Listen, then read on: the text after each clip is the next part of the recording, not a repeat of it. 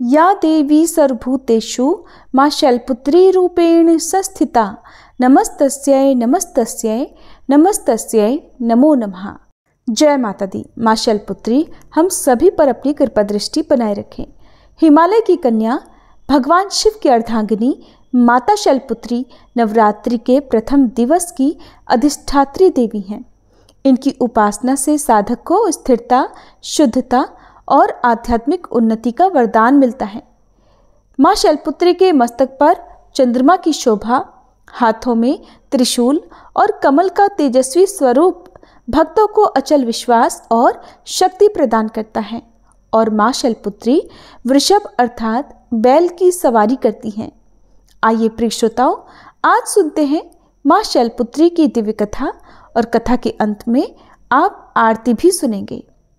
आज की इस कथा को सुनने के बाद वीडियो को लाइक और कमेंट बॉक्स में जय माता दी जरूर लिखिएगा। सर्वशक्ति की अधिष्ठात्री नवरात्रि के प्रथम दिन पूजित देवी मां शैलपुत्री का जन्म एक विशेष उद्देश्य से हुआ। देवी सती के रूप में जब उन्होंने अपने शरीर का त्याग किया तो वे अपने अगले जन्म में राजा हिमालय के यहाँ पुत्री के रूप में अवतरित हुई। यही कारण है कि उन्हें शैल अर्थात पर्वत की पुत्री कहा जाता है। प्राचीन काल में हिमालय राज अपनी पवित्रता और निष्ठा के लिए प्रसिद्ध थे। वे भगवान शिव के अनन्य भक्त थे और उनके चरणों में लीन रहते थे। एक दिन जब वे गहन ध्यान में थे तब नारद मुनि वहां आए और उन्होंने कहा, हे राजन, तुम्हारे घर स्वयं आदि शक्ति प्रकट होंगी। वे न केवल इस धरा को दिव्यता से आलोकित करेंगी बल्कि तुम्हारे कुल का गौरव भी बढ़ाएंगी। राजा हिमालय और उनकी रानी ने यह सुनकर देवी भगवती की घोर तपस्या की। उनकी श्रद्धा और भक्ति से प्रसन्न होकर मां भगवती ने उन्हें आशीर्वाद दिया कि वे स्वयं उनकी पुत्री के रूप में जन्म लेंगी। कुछ समय बाद रानी को एक दिव्य कन्या की प्राप्ति हुई जो अत्यंत तेजस्वी और दिव्य आभा से युक्त थी। शैलपुत्री के रूप में जन्म लेने के बाद देवी का बाल्यकाल अत्यंत अद्भुत रहा। उनके जन्म से ही घर, परिवार और राज्य में सुख समृद्धि बढ़ने लगी। जब वे छोटी थीं तभी उनमें असाधारण शक्तियां देखी गईं। बचपन से ही वे प्रकृति से गहरा जुड़ाव रखती थीं। पर्वतों की गुफाओं में ध्यान लगाना, नदियों के जल में कमल की तरह क्रीड़ा करना और जीव जंतुओं को स्नेह देना उनके स्वभाव में था। उनकी उपस्थिति मात्र से वातावरण शांत और पवित्र हो जाता था। कभी कभी वे ध्यान में लीन हो जाती और उनका मुखमंडल दिव्य तेज से दमकने लगता। राजा हिमालय को ये आभास हो गया था कि उनकी पुत्री कोई साधारण कन्या नहीं बल्कि स्वयं भगवती का अवतार है। उन्होंने नारद मुनि से इसका रहस्य पूछा। तब उन्होंने कहा, हे राजन, ये वही देवी हैं जो पहले दक्ष प्रजापति की पुत्री सती थी। उन्होंने अपने पति महादेव का अपमान सहन न करते हुए योगाग्नि में देह त्यागी थी। अब वही आपके घर पुत्री रूप में जन्म लेकर अपने सती धर्म की पुनः स्थापना करेंगी। यह सुनकर राजा हिमालय को गर्व हुआ और वे अपनी पुत्री को हर प्रकार से शिक्षा देने लगे।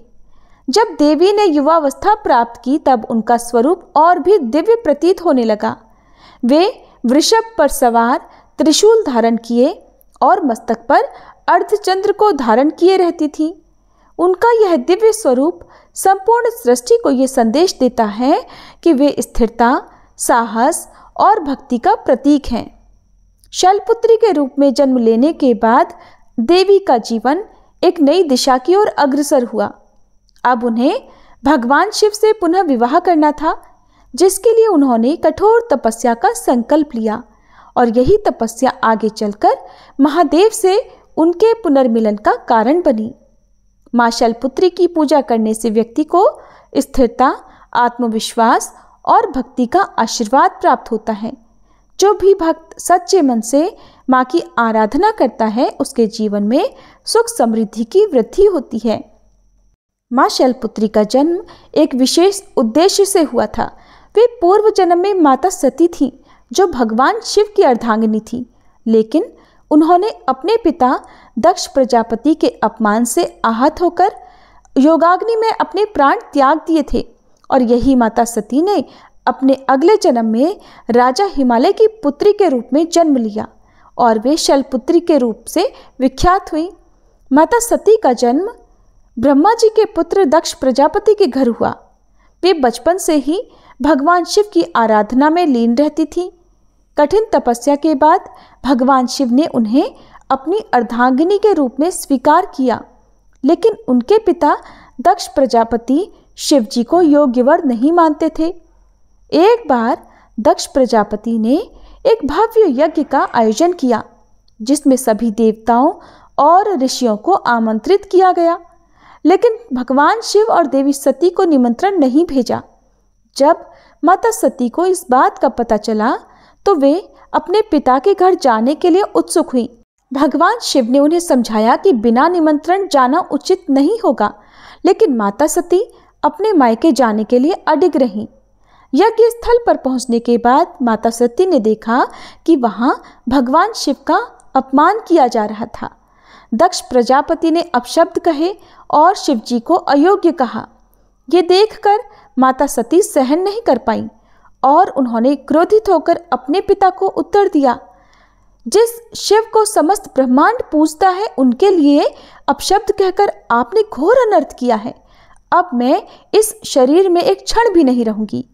इतना कहकर माता सती ने अपने योगाग्नि से देह त्याग कर दिया। भगवान शिव ये सब जानकर अत्यंत क्रोधित हुए और उन्होंने अपने गण वीरभद्र को भेजकर दक्ष प्रजापति का यज्ञ विध्वंस करा दिया। माता सती के देह त्याग के बाद भगवान शिव ने उनका मृत शरीर उठाकर संपूर्ण ब्रह्मांड में तांडव किया। ये देखकर सभी देवता भयभीत हो गए। तब भगवान विष्णु ने सुदर्शन चक्र से देवी सती के शरीर को खंड खंड कर दिया, जिससे उनके अंग विभिन्न स्थानों पर गिर गए। यही स्थान शक्तिपीठ कहलाते हैं। अब माता सती को अपने शिव से पुनर्मिलन के लिए एक और जन्म लेना था, जिसके लिए वे इस बार राजा हिमालय के घर पुत्री रूप में अवतरित हुई और शैलपुत्री के रूप में जानी गई। राजा हिमालय को नारद मुनि ने भविष्यवाणी की थी कि उनकी पुत्री कोई साधारण कन्या नहीं होगी, बल्कि स्वयं आदि शक्ति का अवतार होगी। कुछ समय बाद जब हिमालय की रानी को एक तेजस्वी पुत्री प्राप्त हुई तो पूरी प्रकृति हर्षित हो उठी। इस बार देवी ने निश्चय किया कि वे भगवान शिव को पुनः प्राप्त करने के लिए कठोर तपस्या करेंगी। जैसे जैसे शैलपुत्री बड़ी हुई, उनके भीतर दिव्यता झलकने लगी। देवी शैलपुत्री को अपने पूर्व जन्म की स्मृतियां जागृत हुई और उन्होंने संकल्प लिया कि वे भगवान शिव को पुनः पति रूप में प्राप्त करेंगी। इस उद्देश्य से उन्होंने गहन तपस्या का मार्ग चुना। वे अब पर्वतों की गुफाओं में जाकर ध्यान लगाने लगी। कठोर ब्रह्मचर्य का पालन करते हुए अपना संपूर्ण जीवन शिव आराधना में उन्होंने समर्पित कर दिया। पहले वर्षों तक वे केवल फल और फूल खाकर रहीं, फिर केवल पत्तों पर जीवन यापन करने लगी, जिससे उन्हें अपर्णा कहा गया। अंततः उन्होंने निर्जल और निराहार रहकर घोर तपस्या की। माँ शैलपुत्री की तपस्या से समस्त देवगण चकित थे। इंद्रदेव को चिंता हुई कि यदि माता की तपस्या पूर्ण हो गई तो शिवजी उनसे विवाह के लिए बाध्य हो जाएंगे। इसलिए उन्होंने कामदेव को भेजा ताकि उनकी तपस्या भंग की जा सके। कामदेव ने मोहिनी बाणों का प्रयोग किया, लेकिन देवी अडिग रहीं। आखिरकार भगवान शिव एक ब्राह्मण के रूप में उनके सामने प्रकट हुए। भगवान शिव ने उनसे कहा, हे देवी, तुम कौन हो और इस कठोर तपस्या का क्या उद्देश्य है? देवी शैलपुत्री ने अपने तपोबल से जान लिया था कि उनके सामने कोई और नहीं बल्कि स्वयं भगवान शिव हैं। तब देवी शैलपुत्री ने उत्तर दिया, हे प्रभु, मैं पूर्व जन्म में आपकी अर्धांगिनी सती थी। अब मैंने पुनः जन्म लिया है और आप ही मेरे एकमात्र स्वामी हैं। अगर आप मुझे स्वीकार नहीं करेंगे तो मैं फिर से अनंत जन्मों तक तपस्या करती रहूंगी। भगवान शिव उनकी भक्ति, प्रेम और समर्पण से प्रसन्न हुए और उन्हें अपनी अर्धांगिनी रूप में स्वीकार करने का वचन दिया। जब भगवान शिव ने विवाह के लिए अपनी स्वीकृति दे दी तो संपूर्ण ब्रह्मांड में हर्ष छा गया। देवता, ऋषि, मुनि और स्वयं राजा हिमालय इस शुभ समाचार से आनंदित हो गए। राजा हिमालय ने भव्य आयोजन की तैयारी की। समस्त देवताओं ने इस पावन विवाह के लिए मंगल गान किया। अंततः भगवान शिव और माता शैलपुत्री का विवाह विधि पूर्वक संपन्न हुआ। माँ शैलपुत्री की भगवान शिव को पुनः प्राप्त करने की कथा हमें सिखाती है कि सच्ची निष्ठा और समर्पण से असंभव भी संभव हो जाता है। धैर्य और दृढ़ संकल्प के बिना जीवन में कोई भी लक्ष्य प्राप्त नहीं किया जा सकता। भगवान शिव स्वयं कहते हैं कि जो भक्ति और प्रेम में अडिग रहता है उसे वे अवश्य स्वीकार करते हैं। माँ शैलपुत्री वृषभ की सवारी करती हैं और माँ शैलपुत्री के वाहन नंदी बैल का उनके स्वरूप में विशेष महत्व है।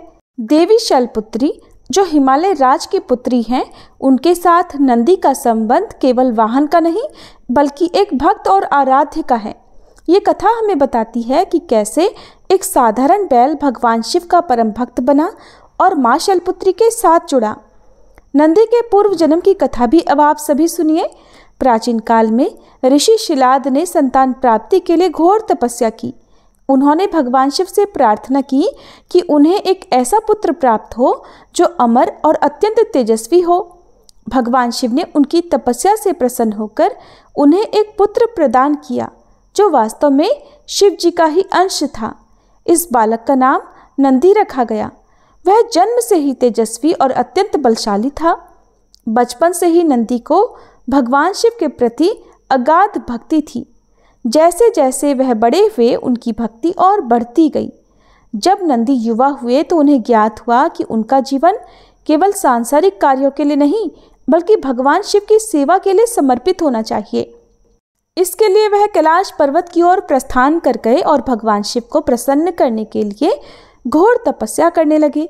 उन्होंने कठोर व्रत का पालन किया, केवल वायु और जल पर रहकर भगवान शिव का ध्यान किया। उनकी भक्ति से प्रसन्न होकर स्वयं भगवान शिव प्रकट हुए। भगवान शिव ने नंदी से कहा, वत्स, मैं तुम्हारी भक्ति से अत्यंत प्रसन्न हूँ, मांगो जो तुम्हें चाहिए। नंदी ने उत्तर दिया, हे प्रभु, मेरा एकमात्र लक्ष्य आपकी सेवा करना है, मुझे आपके चरणों में स्थान दीजिए। तब भगवान शिव ने उसे अपना प्रेगण और वाहन बनने का वरदान दिया। इधर जब माता सती ने योगाग्नि में आत्मत्याग किया और पुनः शैलपुत्री रूप में जन्म लिया, तब भगवान शिव ने नंदी को आदेश दिया कि वह उनकी साधना में सहायता करे। जब देवी शैलपुत्री कठिन तपस्या कर रही थी, तब नंदी उनकी रक्षा के लिए सदैव उपस्थित रहते थे। उन्होंने देवी की सेवा की और उनकी तपस्या में किसी भी प्रकार की बाधा नहीं आने दी।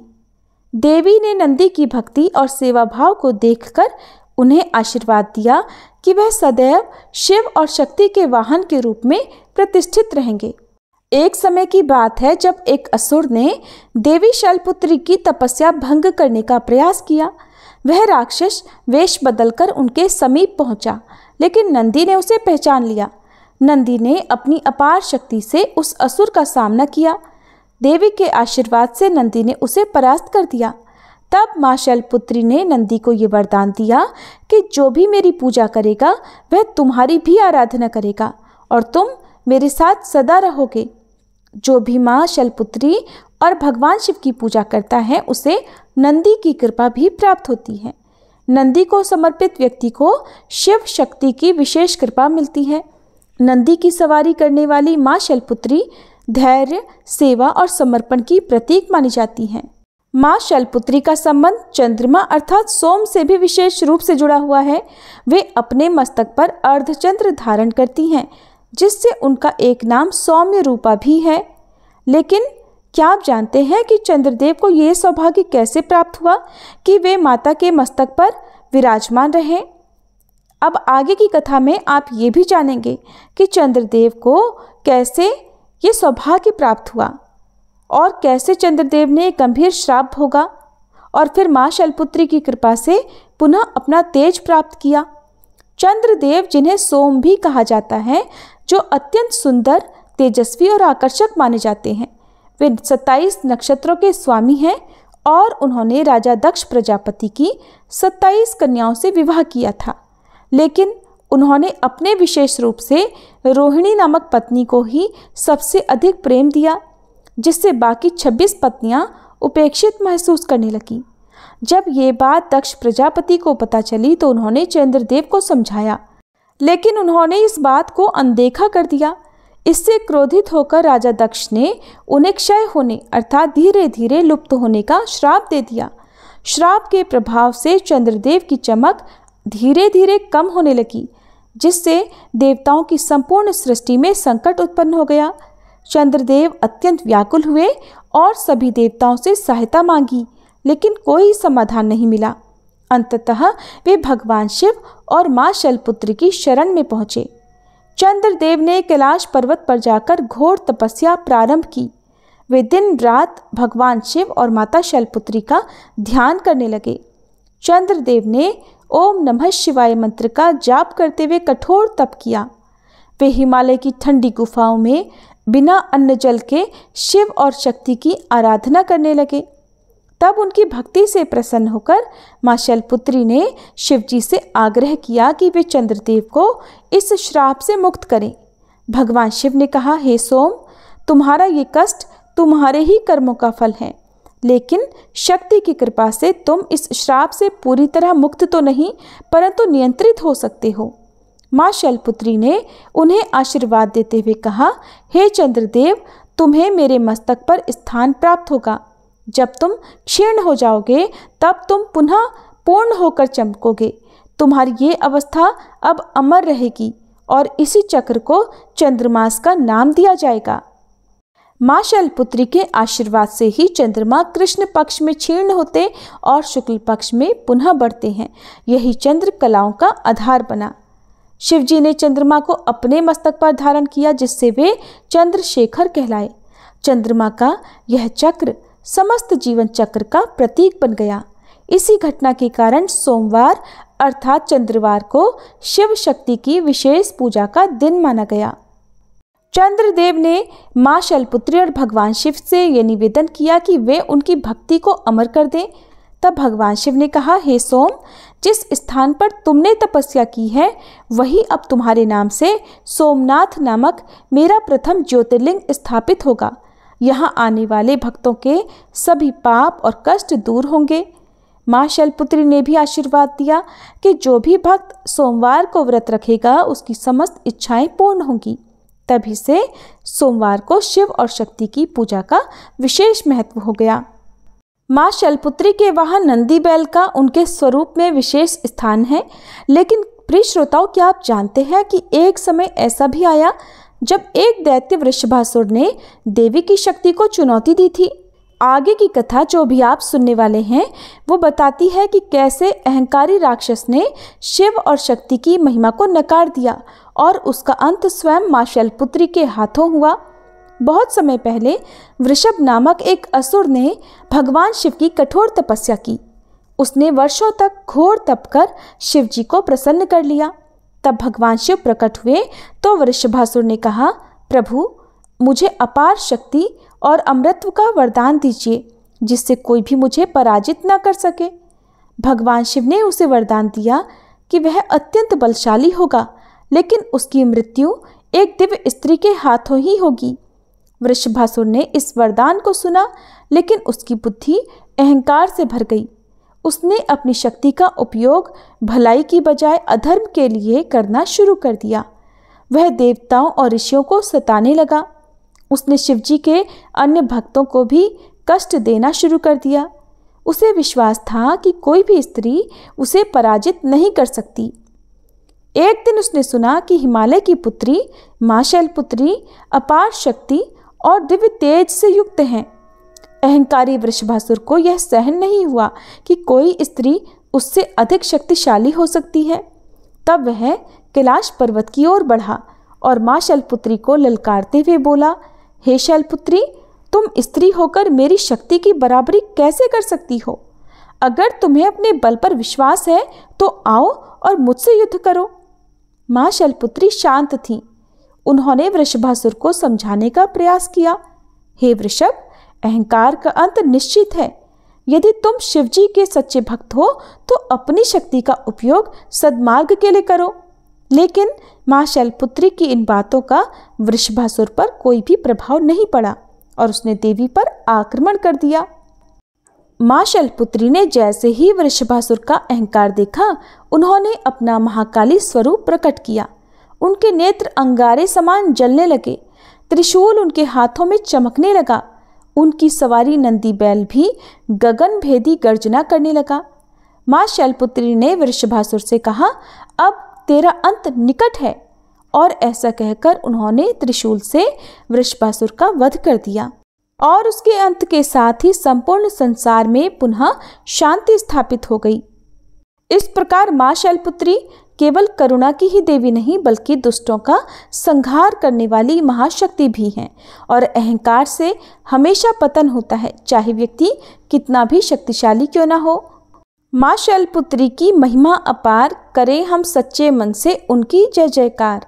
अगली कथा में फिर मिलेंगे, नव दुर्गा की लीला संग चलेंगे। प्रिय श्रोताओ, माँ शैलपुत्री की कथा समाप्त हुई। अगली कथा में आप माँ ब्रह्मचारिणी की कथा भी विस्तार पूर्वक सुनेंगे। अब हम सभी मिलकर माँ दुर्गा की आरती गाएं। जय अम्बे गौरी मैया, जय श्यामा गौरी, तुमको निश दिन ध्यावत, मैया जी को सब दिन मनावत, हरि ब्रह्मा शिवरी। जय अम्बे गौरी, मांग सिंदूर विराजत, टीको मृग मद को, मैया टीको मृग मद को, उज्ज्वल से दो नैना, निर्मल से दो नैना, चंद्र वदननी को। जय अम्बे गौरी, कनक समान कलेवर, रक्तांबर राजे, मैया रक्तांबर राजे, रक्त पुष्प गलमाला, लाल पुष्प गलमाला, कंठन पर साजे। जय अम्बे गौरी, के हरिवाहन राजत, खड्ग खपर धारी, मैया खड्ग खपर धारी, सुर नर मुनि जन सेवत, सुर नर मुनि जन सेवत, तिनके दुख हारी। जय अम्बे गौरी, कानन कुंडल शोभित, नासाग्रे मोती, मैया नासाग्रे मोती, कोटिक चंद्र दिवाकर, कोटिक चंद्र दिवाकर, राजत समज्योति। जय अम्बे गौरी, शुंभ निशुंभ विदारे, महिषासुर घाती, मैया महिषासुर घाती, धूम्र विलोचन नैना, मधुर विलोचन नैना, निश दिन मदमाती। जय अम्बे गौरी, चंड मुंड संहारे, शोणित बीज हरे, मैया शोणित बीज हरे, मधु कैटभ दो मारे, मधु कैटभ दो मारे, सुर भयहीन करे। जय अम्बे गौरी, ब्रह्माणी रुद्राणी, तुम कमला रानी, मैया तुम कमला रानी, आगम निगम बखानी, तुम शिव पट रानी। जय अम्बे गौरी, 64 योगिनी मंगल गावत, नृत्य करत भैरू, मैया नृत्य करत भैरू, बाजत ताल मृदंगा, बाजत ढोल मृदंगा, अरु बाजत डमरू। जय अम्बे गौरी, तुम ही जग की माता, तुम ही हो भरता, मैया तुम ही हो भरता, भक्तन की दुख हरता, भक्तन की दुख हरता, सुख संपत्ति करता। जय अम्बे गौरी, भुजाचार अति शोभित वर मुद्राधारी, मैया वर मुद्राधारी। मन वांछित फल पावत, मन इच्छा फल पावत, सेवत नर नारी। जय अम्बे गौरी।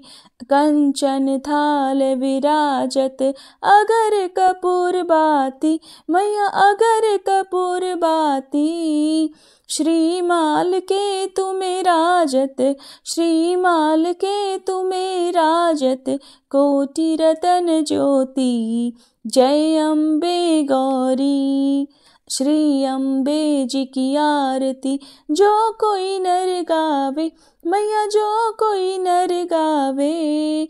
कहते शिवानंद स्वामी, रटत भोलानंद स्वामी, सुख संपत्ति पावे। जय अम्बे गौरी। जय अम्बे गौरी, मैया जय श्यामा गौरी। तुमको निश दिन ध्यावत, मैया जी को सब दिन मनावत, हरि ब्रह्मा शिवरी। जय अम्बे गौरी।